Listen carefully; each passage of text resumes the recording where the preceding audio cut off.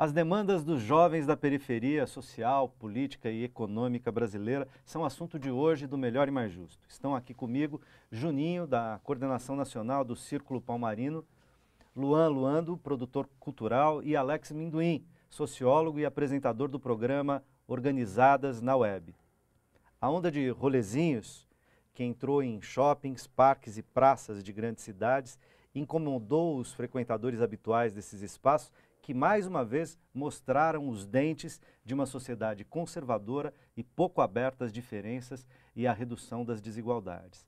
A reação para inibir o movimento foi desproporcional frente a algumas poucas ocorrências e a supostos delitos cometidos por alguns participantes, como tumultos, furtos, agressões, brigas, enfim.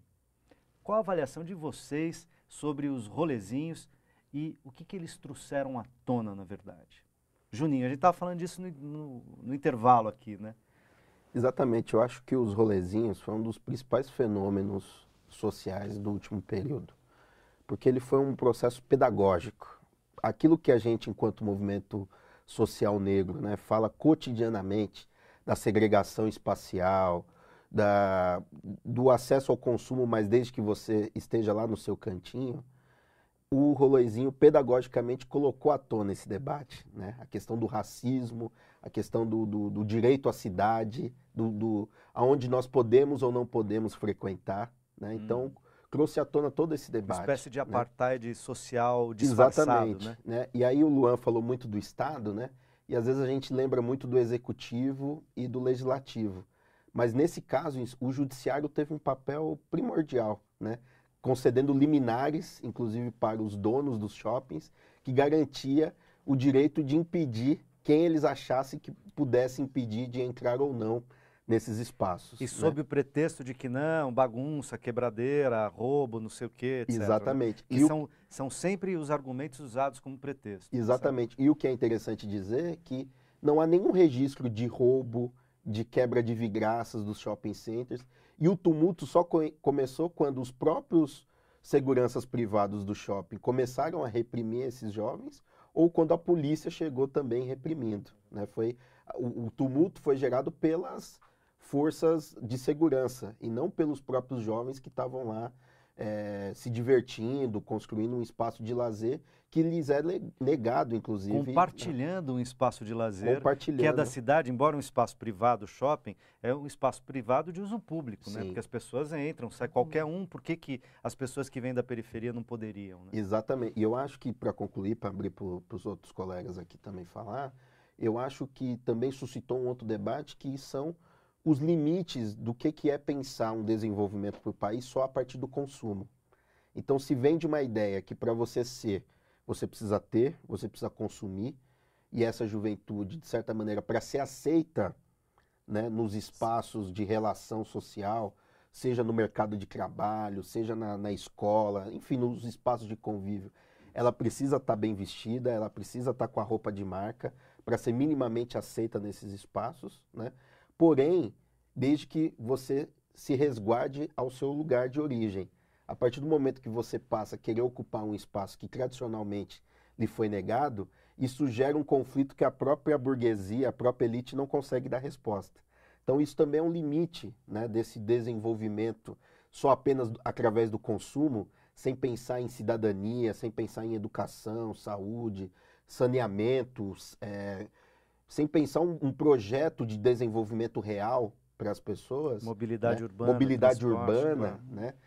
Você começa a criar contradições que a própria elite não consegue responder. E né? aprofundar contradições, Estado... né, que já estão aí, tá certo? Exato. Porque é isso que você estava dizendo, né? As contradições estão colocadas. Enquanto a periferia fica na periferia, né, e o cara do bairro nobre fica no bairro nobre, a contradição apenas não está visível. Exato. A hora que se aproxima isso, as contradições ficam muito, estão na carne, estão na flor da pele. Né? Acho que tem um elemento, por exemplo, como é que a prefeitura, por exemplo, tem toda a resposta a isso, né? Ele tentou dizer o seguinte, olha, realmente essa molecada não pode frequentar os shoppings. Isso é um problema nosso, nós vamos resolver garantindo alguns espaços na periferia. eu acho que isso é de um certo autoritarismo, esse tipo de resposta. Então quer dizer que esse jovem só pode frequentar espaços pré-estabelecidos na periferia. Então, de fato, eles não podem frequentar esse espaço, né? Então, é justamente essa desconexão, né, entre a realidade, né, e aquilo como o Estado tenta dar resposta, que eu acho que é um desafio muito importante que está colocado. Mas fala, Alex. O que o Juninho está comentando, está mencionando, diz respeito e entra, né, na seara da reforma política. Dessa reforma que eu estou te mencionando, né? Voltado para a web, para a rádio e para a TV, já sendo custeado, na verdade, com o fundo partidário. Porque você veja, o que há é o distanciamento do político, do agente político, da população. E não só a periférica, tá certo?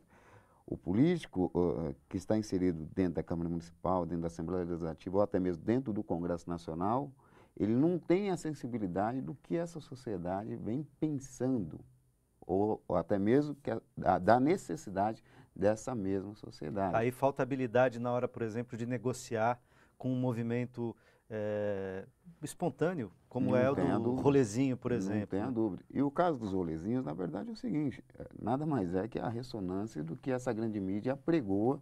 Claro, dia após a televisão o tempo todo fala assim, você vá ao shopping, compre mais, se vista de tal jeito, tal. Quando as pessoas ganham condição social, houve uma ascensão social importante no Brasil, a gente tem muito emprego no momento e tal. Quando as pessoas podem fazer isso, aí falar, pô, aqui não. Sim, exatamente. São os nossos paradoxos, certo, Luan?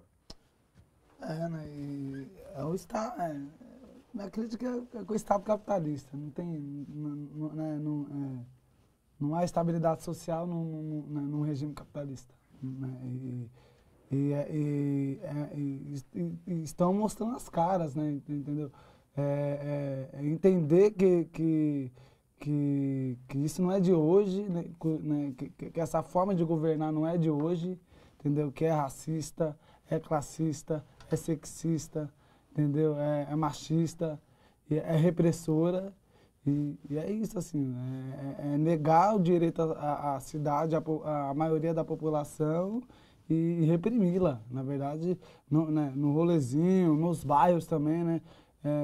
Estamos falando muito da ida ao shopping, mas também há repressão nos bairros também, com os bailes funk. Aliás, a repressão nas periferias é muito mais violenta do que quando a periferia vem ao centro, né? Porque ela é invisível. Então, esse agente do Estado, mal treinado, mal intencionado, mal orientado, mal comandado, sem uma noção de direito e tal, lá ele faz na certeza da impunidade, sem que ninguém veja, né? Na calada, na quebrada, tá certo?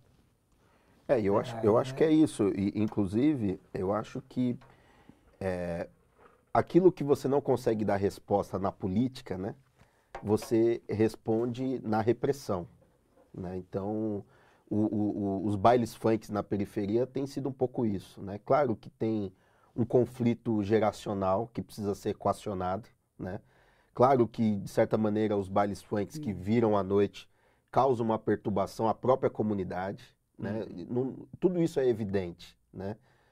Agora, não é só reprimindo essa juventude, que também tem as suas necessidades de se expressar, de colocar o seu ponto de vista, de gritar pela sua liberdade ou pelo seu modo de vida, ou simplesmente garantir o seu espaço de lazer, né?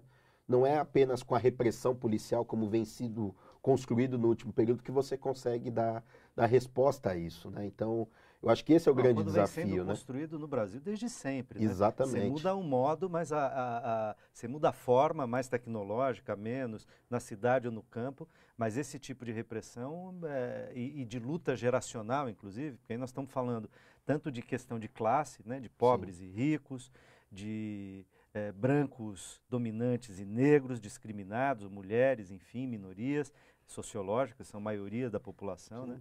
Chamadas minorias, mas minorias porque são minoritários do ponto de vista do poder, né? Na representatividade e tal. Mas isso no Brasil é histórico, não começou nos últimos anos, começou lá no descobrimento, né? É um país que não teve grandes... todas as transições políticas foram por cima, né?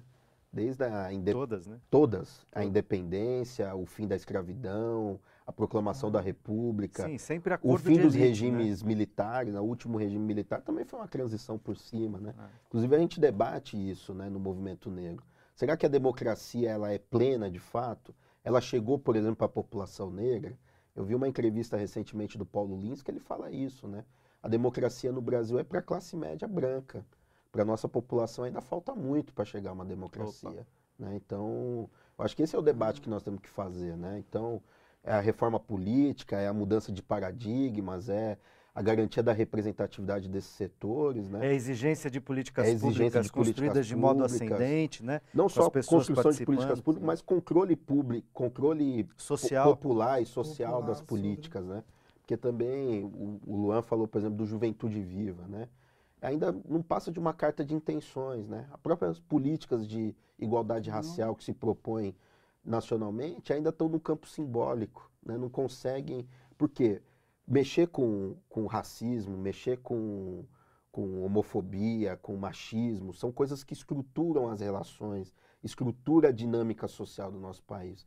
Então, mexer com isso significa mexer em interesses. É tirar de algum lugar, é tirar de quem sempre se lambuzou do poder no último período. E fazer esse enfrentamento sem um apoio popular, sem construir bases sólidas, fica muito difícil. Agora, se estamos falando isso, eu acho que esse é o debate mesmo. Agora, de todo modo, esse debate não só avançou, como está avançando, né? Quer dizer, fazer esse debate dentro de uma rede de televisão de trabalhadores há 10, 20 anos atrás seria impensável. Nós Sim, estamos sem fazendo dúvida. esse debate aqui, e não só aqui, né? Esse debate está rolando na sociedade como um todo, nas manifestações, nos parlamentos. De algum modo, essa agenda chegou para ficar. A questão é avançar nesse debate, tá certo? Sem dúvida. É isso? O que não há, na verdade, dentro dessa nossa sociedade é a vontade de discutir abertamente temas espinhosos, né? Quando colocados, você vê o recrudescimento de uma parcela da sociedade de uma forma assim, totalmente radical e gritante, né? E você tem porta-vozes que defende abertamente, seja dentro do Congresso Nacional, seja dentro da Assembleia Legislativa do Estado de São Paulo, do Rio de Janeiro, né? Ou na Câmara Municipal, né? De que o jovem periférico, né, tem o seu lugar e deve permanecer nesse lugar, com todas as letras. Aí você pega exemplos como Bolsonaro, você pega exemplo como o próprio o Telhada, né? De que cada um, na concepção deles, né, tem o lugar que merece, né? É algo, isso demonstra mais do que nunca que a sociedade, quando se toca em temas espinhosos, né, ela se recrudesce, ou seja, ela não se divide em opiniões, né, em opiniões no sentido do quê? De debater abertamente. Sim, do convívio entre as diferenças, de construir na divergência, né? Que seria a dimensão democrática propriamente. Dúvida, o que essa sociedade quer. Ela não discute abertamente como deveria, ainda. Eu espero que num futuro muito próximo nós tenhamos uma sociedade que tenha, sim, as suas divergências, né? O seu modo de pensar, mas que, na medida do possível, se achegue a um denominador comum. Porque essa massa periférica, ela já visualizou que nos pontos estratégicos da sociedade ela não tem participação. A começar pela grande mídia, né? Você pega o telejornal, você pega as telenovelas, quem participa, quem está incluído, quem está sendo mostrado. E o que está sendo representado lá, né? Não é o povo brasileiro. E certamente isso não será concedido, isso terá que ser conquistado. Conquistado. Certo? Eu preciso fazer mais um rápido intervalo e a gente volta já.